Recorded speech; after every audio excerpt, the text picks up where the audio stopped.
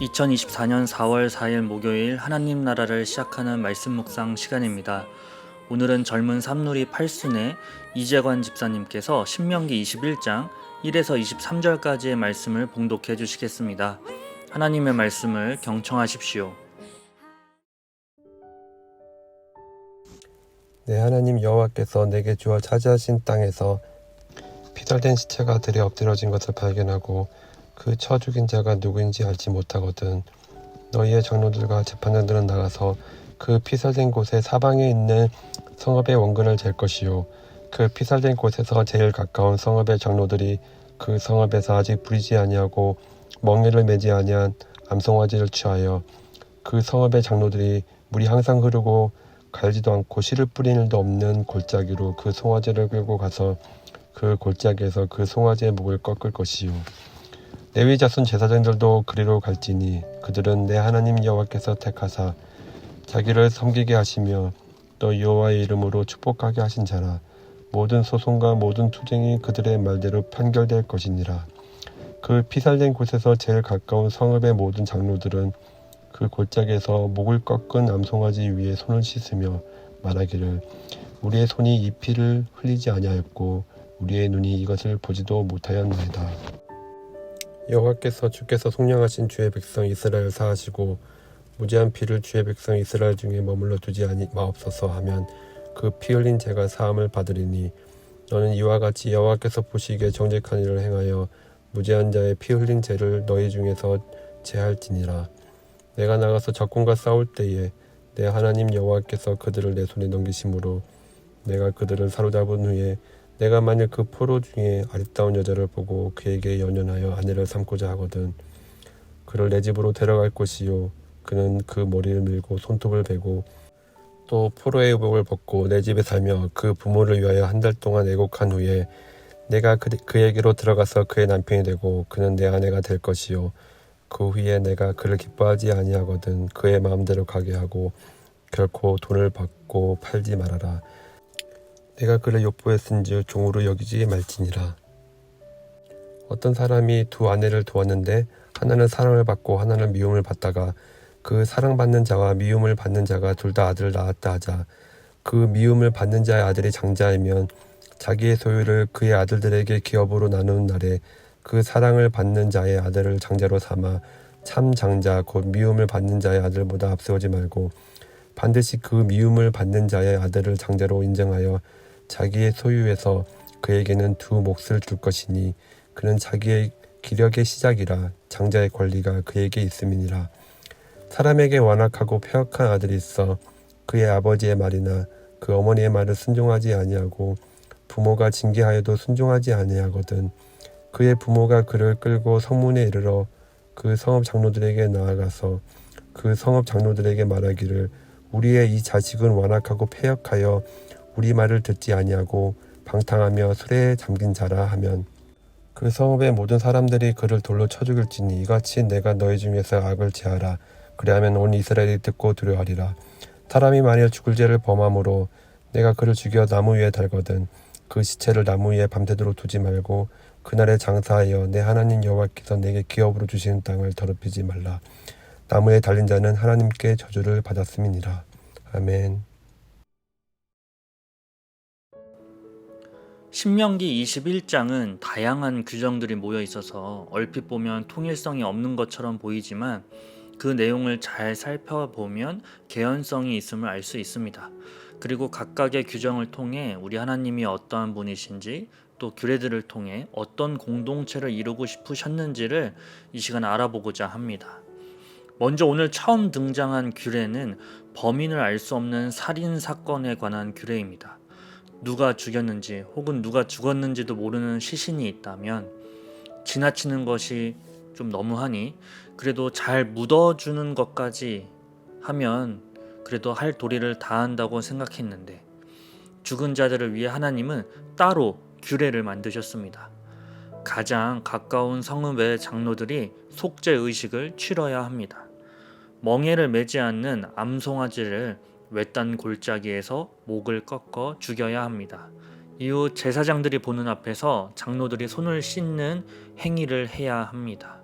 살인은 중대한 범죄였기에 범인을 알 수 없다 하더라도 유야무야 넘기면 안 되고 꼭 규례대로 속죄의식의 절차를 밟음으로써 하나님께 그 피 흘린 죄에 대한 용서를 구해야 했습니다.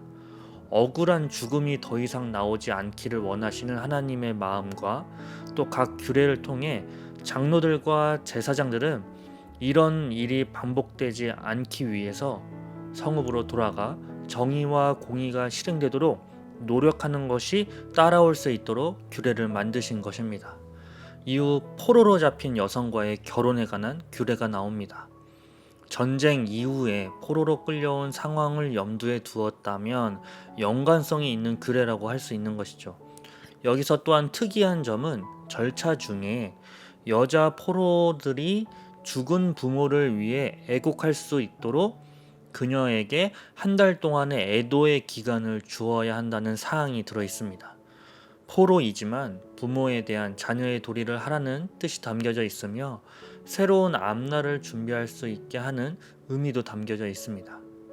또 이후에 아내가 되면 종으로 팔 수 없게, 또 돈으로 사고 팔 수 없게 포로로 잡힌 이방 여인일지라도 이스라엘 사회 속으로 들어온 이상 그녀들의 지위와 인격을 율법적으로 보장해 주는 분이 바로 우리 하나님이십니다. 다음은 장자와 또 폐역한 아들에 관한 규정인데요. 미워하는 아내의 아들이라도 장자로 태어났다면 그 권리를 꼭 보장해 주어라 말씀하십니다. 또 어떤 아들이 부모에게 지나치게 폐역하고 방탕하여 부모가 포기하면 장로들에 의한 공개 재판을 통해 사실을 확인한 후 투석형에 처하는 규례를 말씀하십니다. 어떻게 이런 일이 가능할까 하지만 또 반대로 생각해 보면 하나님께서 가정의 질서를 얼마나 중요하게 생각하시는지, 또 규례를 어길 시 공동체를 위해 또 하나님의 거룩함을 위해 부모 또한 하나님에겐 자녀이기에 힘들어하는 자들을 위한 규례로 볼 수 있는 것입니다. 이미 죽어서 더 이상 손을 쓸 수 없는 그런 사람, 전쟁 포로로 끌려온 여성, 어머니를 향한 아버지의 미움 때문에 장자권을 받지 못하게 된 장자, 자녀로 속이 타들어가는 부모, 각각의 상황들 속에서도 항상 권리를 주장하기에 어려운 상황에 있는 사람들의 권리를 생각하셨으며 오히려 그들이 하나님의 사랑받는 자녀임을 알려주시고 개인을 넘어 전 공동체가 이렇게 사람을 중요하게 생각하고 그렇지 못할 시엔 단호한 모습을 통해 하나님께서 원하시는 거룩의 공동체를 만들어가고 계시는 하나님의 뜻과 마음을 오늘 규례를 통해 깨달을 수 있습니다. 그렇기에 오늘 마지막 규례인 나무에 달린 자, 저주를 받은 자라는 언급으로 인해 훗날 십자가에 달려 죽은 예수님께서 우리의 저주를 담당하시고 돌아가셨음을 절정으로 해서 오늘 우리가 구원을 얻고 새 생명을 얻을 수 있도록 그 길을 열어주신 분이 바로 우리 하나님이심을 깨닫습니다. 여전히 오늘날 우리 사회를 돌아보면 억울한 죽음이 넘쳐나고 하나님의 자녀로의 권리가 아닌 계급과 차별로 얼룩진 이 시대, 부모를 공경하라라는 이 십계명이 무너진 이 시대 가운데 하나님의 자비와 은총이 임하기를 간절히 소망합니다. 더 나아가 하나님 자녀된 우리가 먼저 정의롭고 공의롭고 하나님의 뜻을 이루어 나가는 거룩한 공동체가 되도록 예수님의 은혜를 붙잡고 나의 삶과 세상을 바꿔 나가는 우신 성도님들 되시기를 축복합니다. 기도하겠습니다. 하나님, 오늘 그 각각의 규례 속에서 하나님의 마음이 느껴집니다. 한 사람을 사랑하시고 한 생명을 소중히 여기시며 하나님의 정의와 공의가 실현되길 원하시며 하나님의 질서로 운영되는 사회가 되기를 바라시는 주님의 마음을 느낍니다. 오늘 우리가 잃어버린 것들이기도 합니다. 신명기 말씀이 오늘 삶의 직접적인 매칭은 어렵지만 그 주님의 마음을 깨달아 주님이 원하시는 공동체를 만들어 보고자 하나님 나라를 만들어가는 주의 자녀들 다 되도록 인도해 주옵소서. 예수님의 이름으로 기도합니다. 아멘. 오늘 사연은 말씀을 봉독해 주신 이재관 집사님의 사연입니다. 제가 사연을 읽어드리도록 하겠습니다. 안녕하세요 우신가족 여러분, 젊은 누리 3-8순의 이재관입니다. 매일 아침 출근길에서 하나씩 말씀과 사연 그리고 찬양을 들으며 공감도 많이 되고 은혜를 받고 있던 와중에 배종원 목사님으로부터 하나씩 순서가 되었다는 통보를 받게 되었습니다. 누군가의 하나씩을 들을 때는 마음이 참 편했는데 막상 제 순서가 되니 무슨 찬양을 추천해야 할까 고민이 되더군요. 코로나 이후 몇 년 동안 찬송과 찬양을 거의 들을 일도 부를 일도 없었고 알던 찬양도 까먹는 것 같았습니다. 주일날에는 제가 섬기고 있는 미디어부 업무 특성상 예배 중에 소리가 잘 나오는지 영상은 이상 없이 송출되는지 집중하느라 찬양을 부르는 둥 마는 둥 하고 있습니다. 아이들이 어릴 때만 해도 교회에서 배워오는 찬양과 제가 선곡한 찬양을 함께 들으며 따라 불렀었는데 이제 노래 선곡은 아이들의 차지가 되었고 요즘 어떤 찬양이 있는지보다는 어떤 아이돌 그룹이 어떤 노래를 부르는지를 더 잘 알게 되는 것 같습니다. 교회를 다니고 하나님의 자녀라는 녀석들이 하나님을 찬양하는 노래가 아닌 세상 노래를 들어서 되겠니? 라고 잔소리를 할 수는 있겠지만 저는 아이들에게 그렇게 하지 않습니다. 저 또한 그랬었으니까요. 그런 훈계를 저희 부모님이 어릴 적 저에게 많이 하셨죠. 그래서 세상 노래를 끊고 찬송 찬양을 더 열심히 했을까요? 아니요, 그렇지 않았습니다. 음정 하나, 박자 하나에 집중해서 하나님께 정성껏 찬송을 드려야 한다고 잔소리하시는 어머니의 말씀을 무시하고 찬양할 때 붕어처럼 입만 뻥끗거리거나 고음 불가를 했으니까요. 찬송 대신 최신 가요를 줄줄 외우고 테이프가 늘어나도록 세상 노래를 들었습니다. 지금의 저희 아이들처럼요. 그러다가 대학생이 되어 집을 떠난 낯선 곳에서 생활을 했고 그해 여름 교회 형에게 이끌려 전국 대학생 수련회를 참석했습니다. 전국에서 모인 수백 명의 또래 크리스찬들이 모여 저녁 집회를 할 때 전 그때 들었던 찬양을 잊을 수 없습니다. 비추소서 주님의 영광 온 땅 위에, 부으소서 내게 성령의 불을, 넘치소서 은혜와 긍휼을 열방 중에, 전하소서 빛 되신 주님의 말씀. 수백 명의 사람들이 함께 찬양을 부를 때 덕유산 밤하늘에 하나님의 빛이 정말 비추는 것 같았습니다. 아마 그때부터 찬양이 좋아졌던 것 같습니다. 찬양을 부르기 위해 어깨 너머로 기타도 배우고 찬양팀과 성가대도 섬기게 되었습니다. 부모님 또는 누군가에 의해 억지로가 아닌 제 스스로가 하나님을 찬양하게 되었습니다.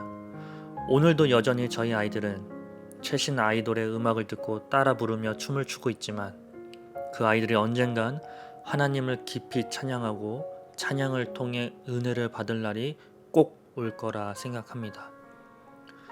27, 8년 전 카세트 테이프로 열심히 들었던 조금은 올드하지만 전하세 예수의 주님 당신은 사랑의 빛 찬양을 오늘 아침 우신교회 성도님들과 함께 듣고 싶습니다. 이렇게 사연 보내주셨고 추신이 있습니다. 비록 동굴 같은 울림 있는 목소리를 잘 내지는 못하지만 찬양에 목말라 있던 저를 중창단으로 불러주신 김영숙 권사님께 감사드립니다. 까지 오늘 사연이었습니다. 주님을 인격적으로 만나듯이 찬양 속에 거하신 주님을 만나는 사건이 얼마나 귀한지 우리 집사님의 사연을 통해 다시 한번 깨닫게 되는데요. 혹시 찬양에 목말라 계신 혹 찬양을 너무 부르고 싶으신 성도님들이 계시다면 중창단을 추천드립니다. 오늘 재간 집사님의 추천 찬양 주님 당신은 사랑의 빛 찬양 이 시간 들으시겠습니다.